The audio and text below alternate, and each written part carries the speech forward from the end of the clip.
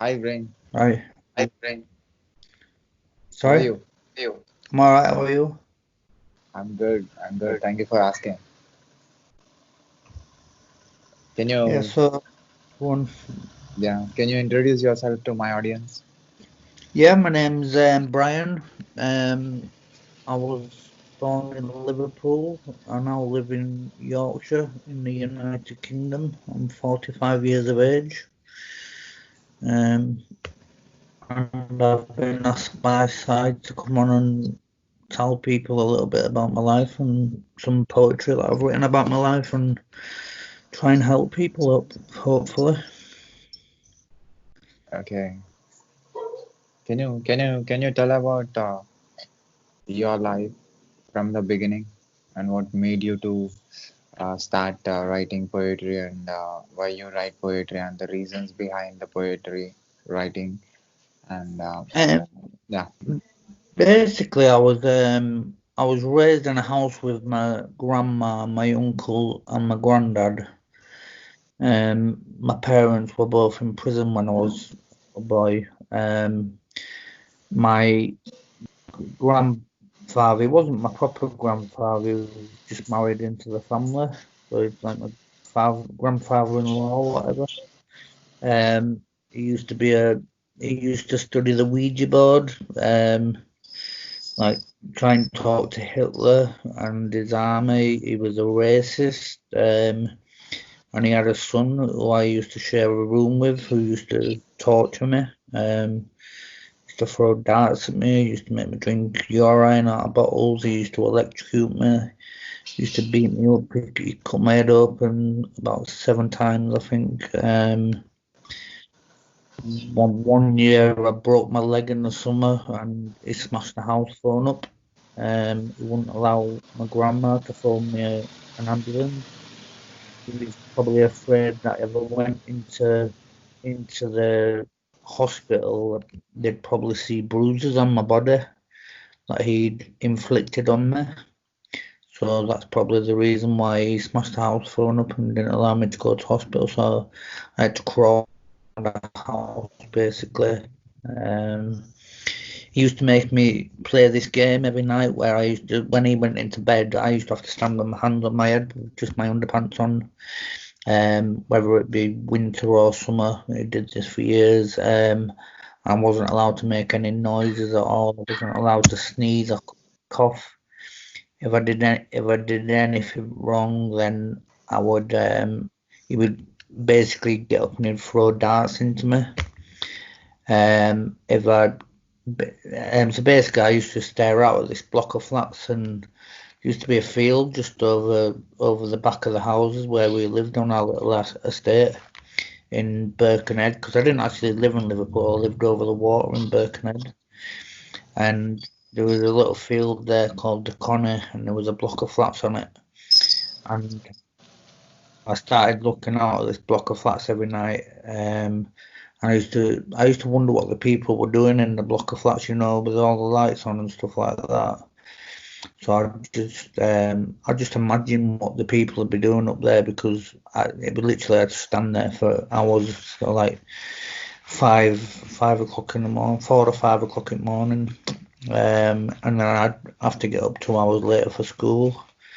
So because of that, I suffer with really bad insomnia. I don't sleep very well at all. I never have. I suffer with severe mental health because of it. I suffer with severe anxiety. The only way I'm able to come on and talk to you is because I take a lot of medication to keep me, to keep me calm, to stop me from shaking and stuff like that. And I always say that I'm always happy to tell people my story.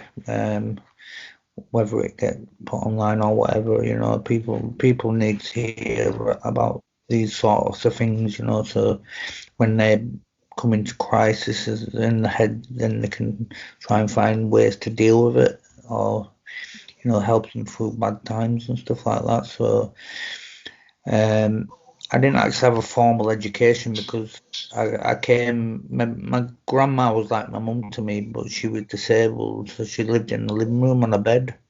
She had rheumatoid arthritis, which is arthritis all over her body, and she couldn't. basically come upstairs to help me when I used to cry out for help. But eventually, my uncle beat me to the point where I wasn't even allowed to cry out for help. So basically, she died when I was 10 years of age, and I came up to Yorkshire then. When I came to Yorkshire, I was racially sort of abused myself because I was a white lad, but I wasn't just racially abused. I was also physically abused by either Asians or white people because I had a Scouse accent, and my accent was totally different than the Yorkshire accent. I don't have a Scouse accent anymore because it took me about 3 or 4 years to lose it. Because I think because when I was young, I learned to mimic people really easily because of the trauma that I was going through. So I was able to copy off people in the way that they talked. But the thing is, I don't even have a Yorkshire accent.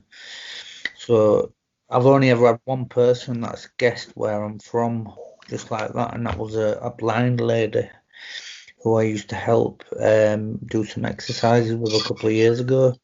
And I asked her to guess where I was from, and she got it instantly like that. So it just goes to show if you lose one sense and you gain another. I've also myself lost a sense. I've got anosmia, which not a lot of people know that anosmia is the official name for having no sense of smell. I fractured my skull when I was 15. I had a cast iron drain pipe caved my skull in. Um, and because of that accident, I ended up it snapped all nerves in my nose and it went up into my brain. And so basically, because of that, I've got no sense of smell, but it's heightened my senses in other areas. It's like my eyesight is really good. I mean, I wear glasses. I don't even know why I've got them on, to be honest. Probably if I'm going to read something for you. But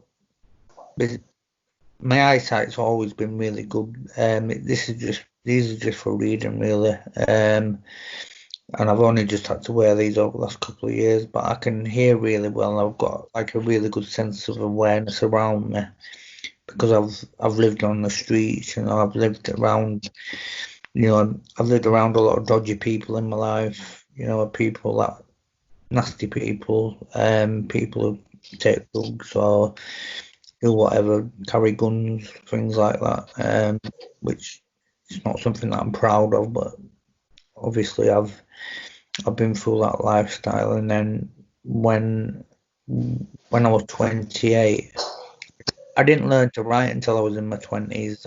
I did because I had no formal education. Um, I ended up doing like a course when I was in my 20s to learn how to write and do grammar and stuff like that and spell. And then when I did them courses when I was 28, or in 2001 it was. I don't know how old I was in 2001. I'd have been 2001. I would have been so I would have been 26. So that's when I wrote my first ever poem, which was about LSD. If people don't know what LSD is, it's sort of the same as magic mushrooms. People have probably heard more about magic mushrooms than we have LSD. LSD stands for lysergic acid, which is like it's something that makes you hallucinate. But magic mushrooms they're a bit more different because magic mushrooms are sort of pure. They're not synthesized. They're not made in a laboratory. You know what I mean? They're not like acid. Acid is apparently taken from magic mushrooms, and that's how they make it. But it's highly hallucinogenic. But because I took that after the life that I'd lived, it was a good thing for me at the time because it took my head into somewhere where I'd never been, somewhere nice, where I felt, where I was seeing things what made me laugh. But LSD it's a very nasty drug. It's a very dirty drug. it's not something that people should be messing about with. It's some people. I've known people that have just taken one trip, one little tiny acid tab, and that's it. They've never come out of it. They've suffered from psychosis ever since, and they've been in mental hospitals ever since, sort of thing. But I obviously must have been quite a headstrong person because of the trauma, which made me be able to take more than the average person, if you know what I mean. So I'm not saying that as like a thing to be proud of. I'm just saying it as it's just a matter of fact. I was able to take a lot of things, whereas a lot of people wouldn't be able to take that amount because they wouldn't be able to handle it in their heads. But because of the horrible things that I suffered as a kid and seeing when I was a kid, it made what I was seeing in my head just seem like fun sort of thing. But then after a few years of taking it, it started turning really sort of nasty and dark. Everything that I was seeing, I started believing that what I was seeing was real. I'd look in the mirror and my reflection would change into people that I'd know, like my brother or my best friend, people who were familiar to me. And I'd actually start believing I was that person. And all the lines on my face would start turning into cracks and becoming like really deep and dark cracks on my face. So it's like a really like dirty drug. I think a lot of people, probably a lot of people have heard of ketamine. Like ketamine's highly hallucinogenic, but that sort of came out when I stopped taking ecstasy tablets, for example, when ketamine came in, because they started mixing it with the ecstasy tablets and it made people hallucinate. But I didn't like them sort of hallucinations because they were horrible. They just like, I mean, I've seen people on ketamine and they look like, they always say that they want something to eat or drink and they look like they're choking and they can't swallow or anything, and they're just not right at all. They sit there like they're all tensed up, and it's just they look like someone who's physically disabled. It's not nice seeing people on ketamine. I've seen people overdose on ketamine in my own house. I've actually had to save someone's life who overdosed on ketamine, but I've also had to save people's life who have overdosed on heroin as well. But fortunately for me, this is what I mean about my sense of awareness. I've seen people pass out in my house on heroin, and that's it. They've been passed out. But I saw a guy who came to my house once who was sat on my bed, and I only took one look at him, and I knew that he'd overdosed because he'd gone blue, more or less, in his face. So I saved his life. Fortunately enough, we got the ambulance there and we saved his life, but we had to make sure that we put him in a recovery position somewhere where he breathe, make sure his airways weren't blocked. We had to basically just keep him alive until the ambulance got there. But fortunately, he lived. I didn't know the guy. He just came into my house and he went into my kitchen, and I think he took an injection of it. But I wasn't into injecting it at that time in my life. I wasn't. I have injected it in my life, but at that time I didn't. But I just knew that I'd gone over, if you know what I mean. I could just tell just by looking at him straight away.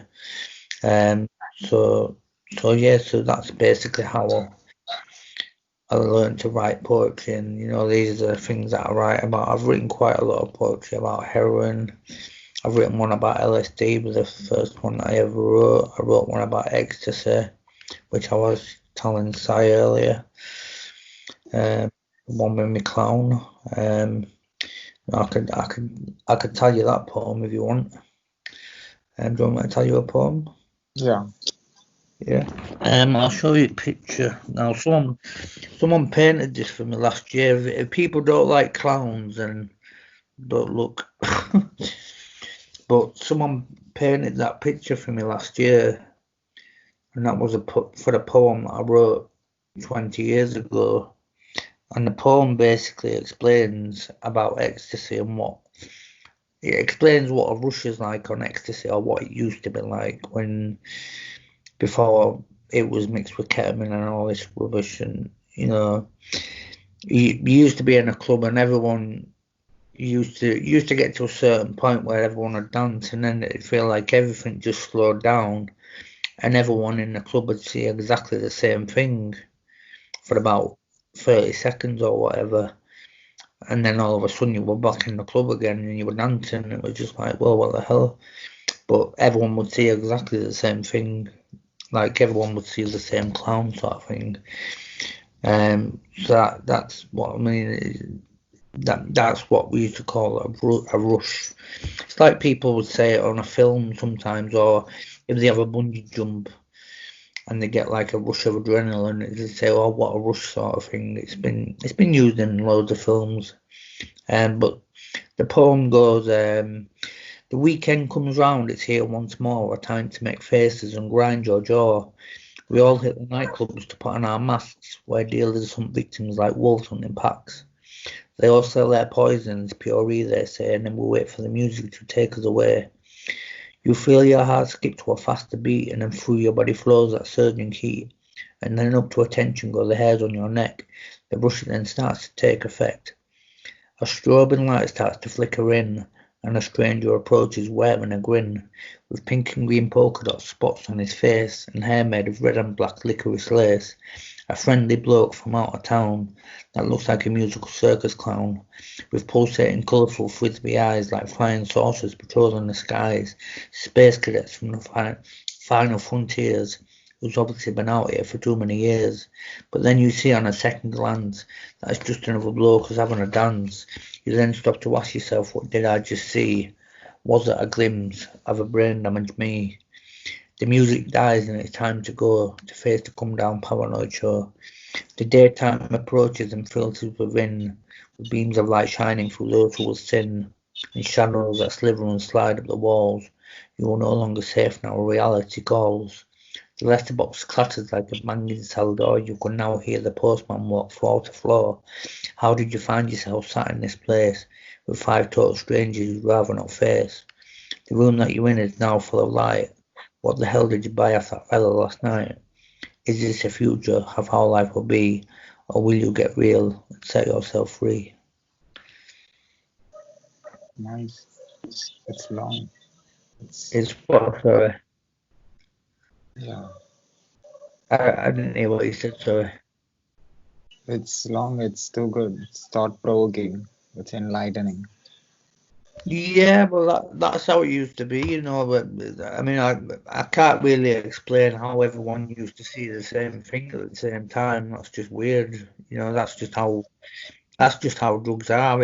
I don't know if they call it the placebo effect or whatever.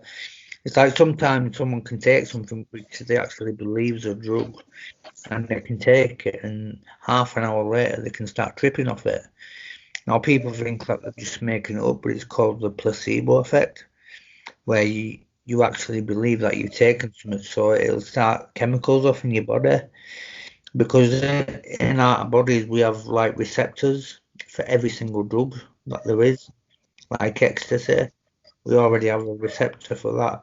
All the other hallucinogens, ketamine, AMT, the LSD and stuff like that.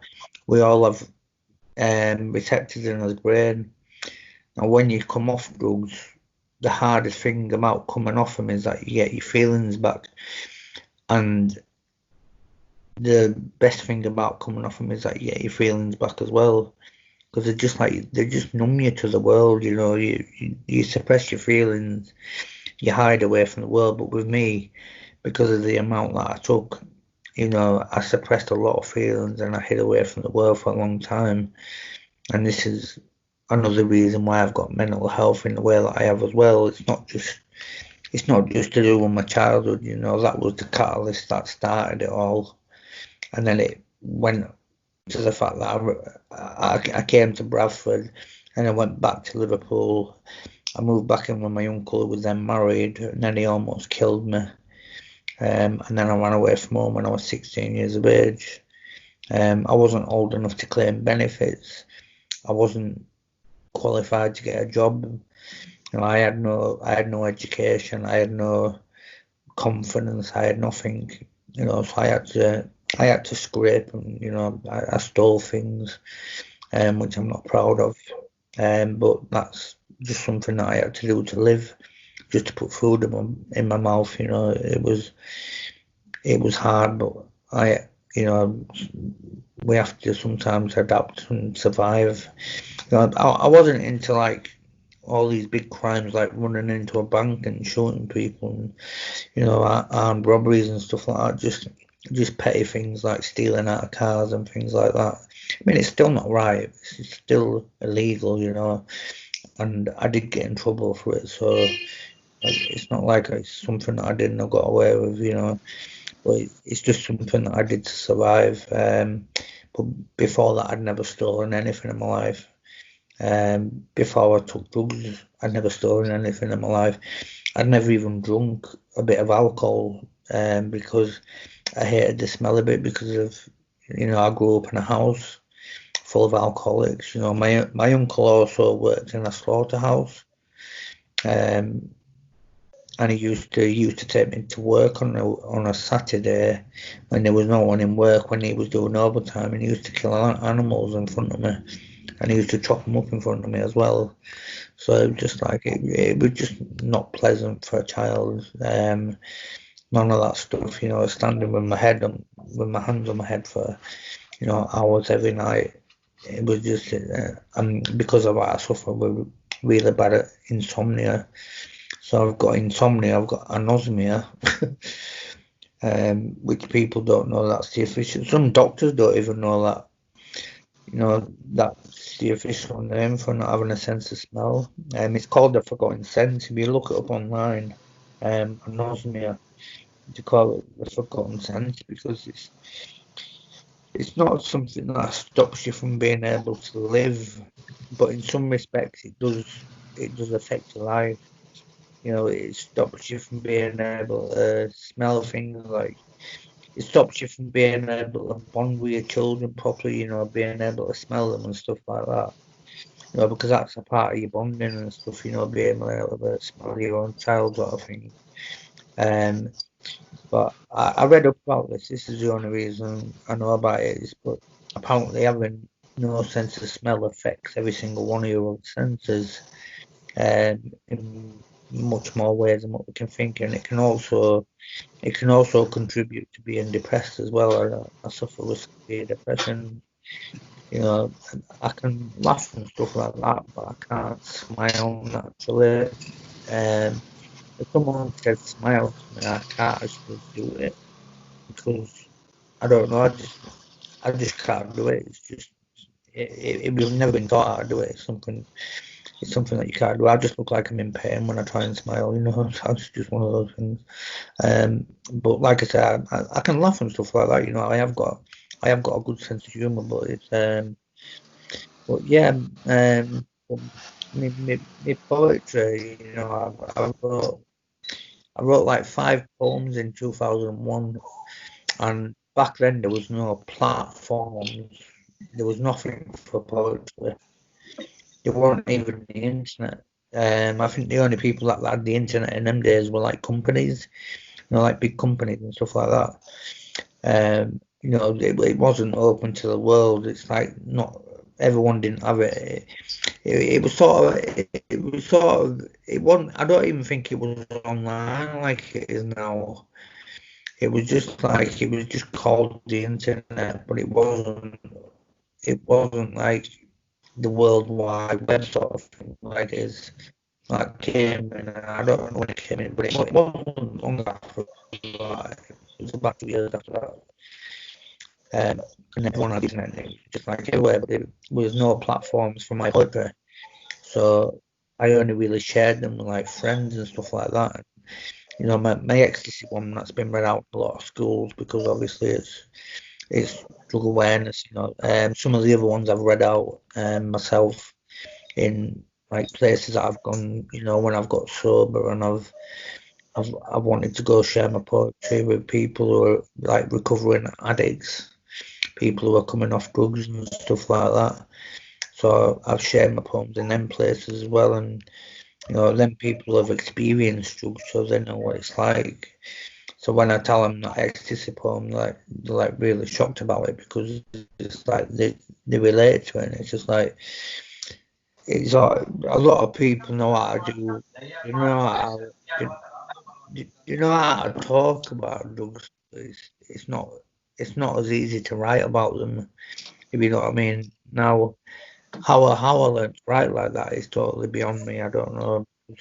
Like I said, I didn't have a formal education, so I just literally picked a pen up one day and just started writing.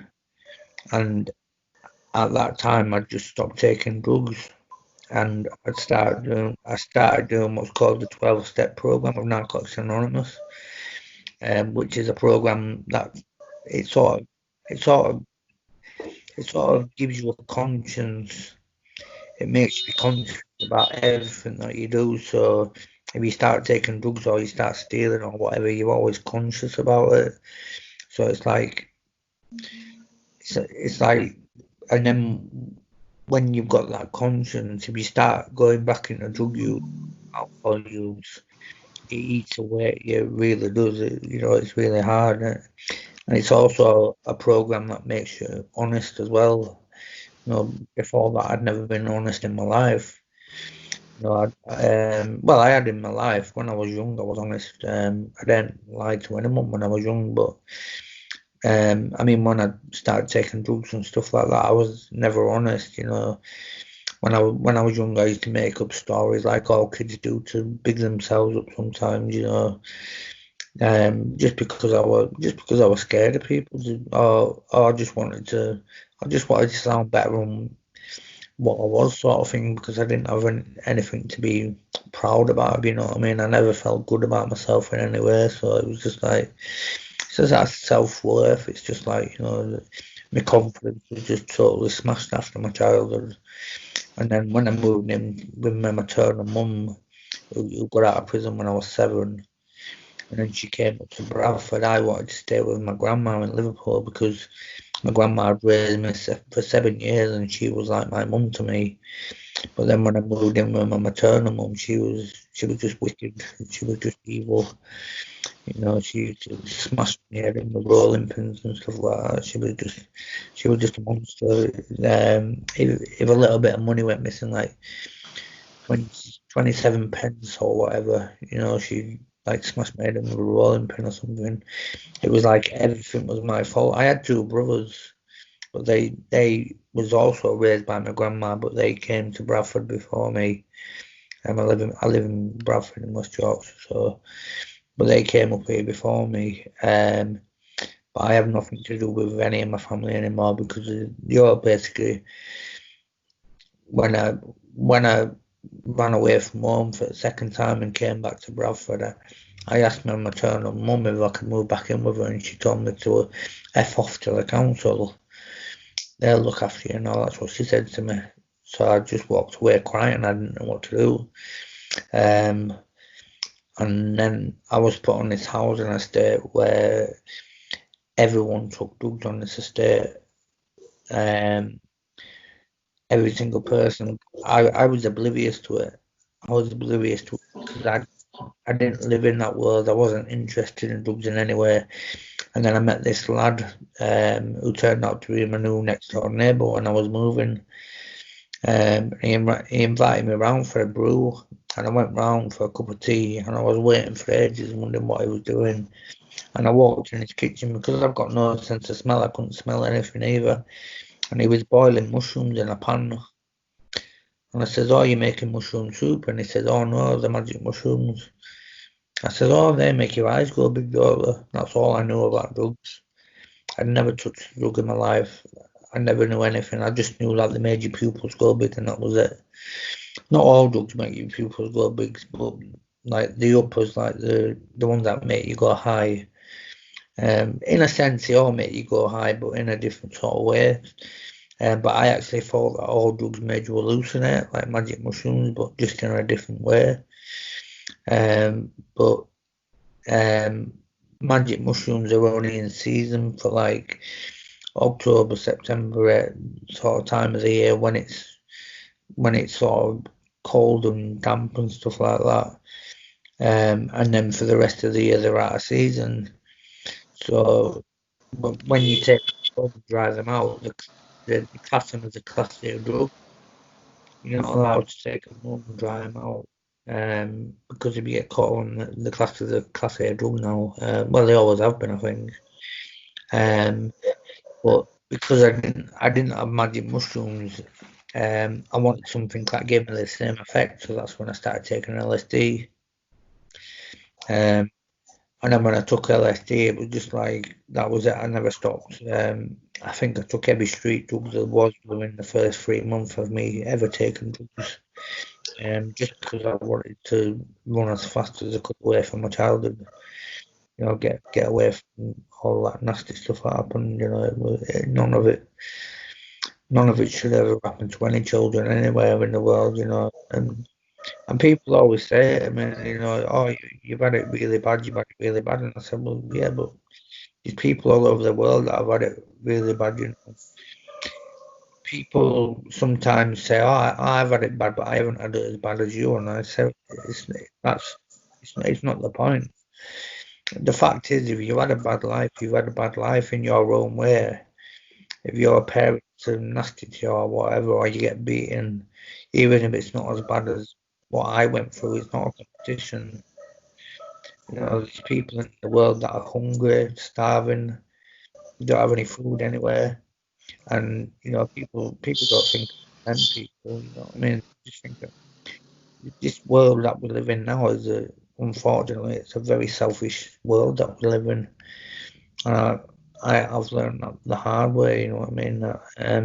I've learned from never having nothing to appreciate everything that I've got. I bought one of the first ever smart televisions there war, and I've still got it.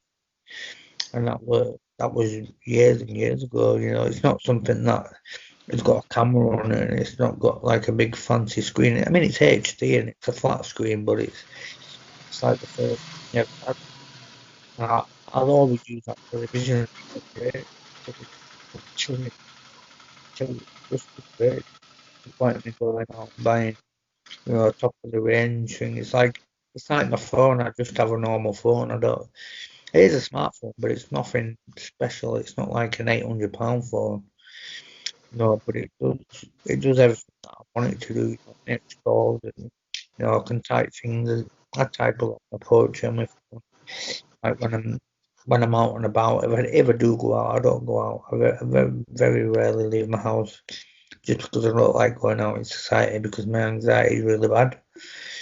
I don't like people to walk past me and perceive me as being, you know, I don't know how to put. I don't like people to perceive me as being, vulnerable. I can walk past them and I can put my head down and they might see that and then think, oh, look at him. Why don't we go mug him? Something like that. And people have made that mistake of underestimating me before, but because of my childhood and my anxiety, because I don't know if people know that anxiety is just like it's pure adrenaline. When it pumps through your body in the way that it does myself, I suffer with severe anxiety. It's not just anxiety, normal anxiety. It's like really, really bad. It can make me hallucinate. It can make me, it makes me see things. I can bump into an old friend in town. I don't go into town often, but I could bump into someone that I've known for 20 years and they start a conversation with me. And then if my anxiety starts getting bad, I can't have the conversation because I start hallucinating and all sorts. And I have to run away more or less. Like, right. I'd prefer to walk 3 miles than to have to get on a public transport, if you know what I mean, because I'm just scared of being around people. I just don't like being around people. Obviously, I'm working on that. I'm applying to get my driving license. but because of what's going on in the world at the moment, they're not taking any appointments because of my history.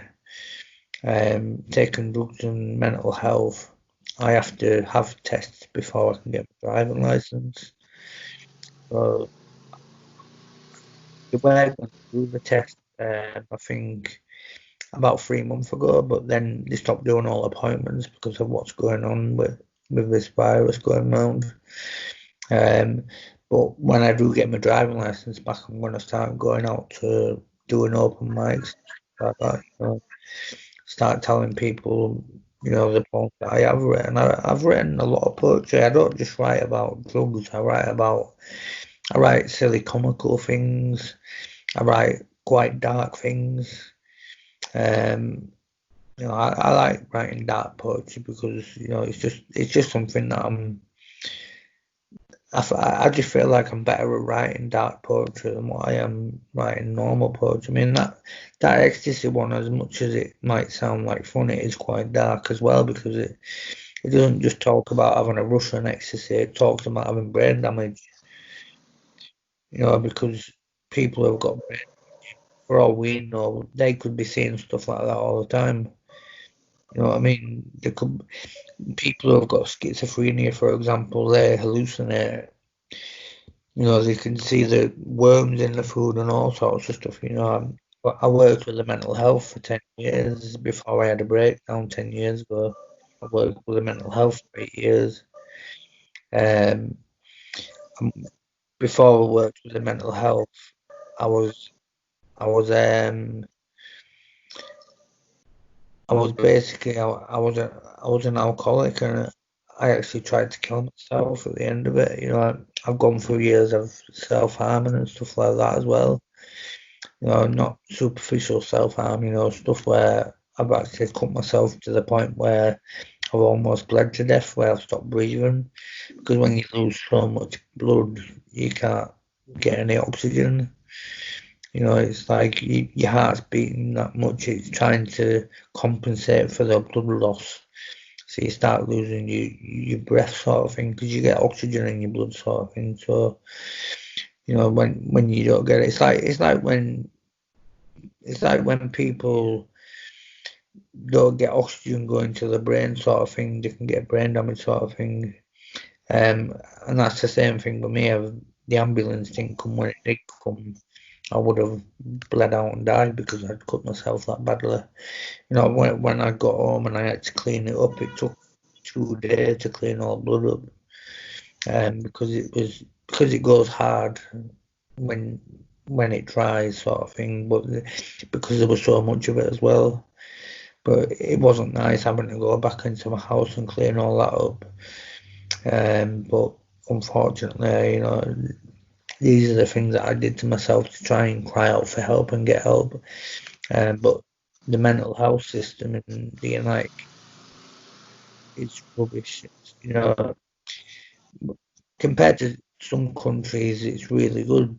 Some countries they don't have any of what we've got in the UK. So in that respect, we should be grateful. But they've had that much money put into the mental health system. It's like the service users, like the people who have mental health, they don't see none of it. They don't see none of that.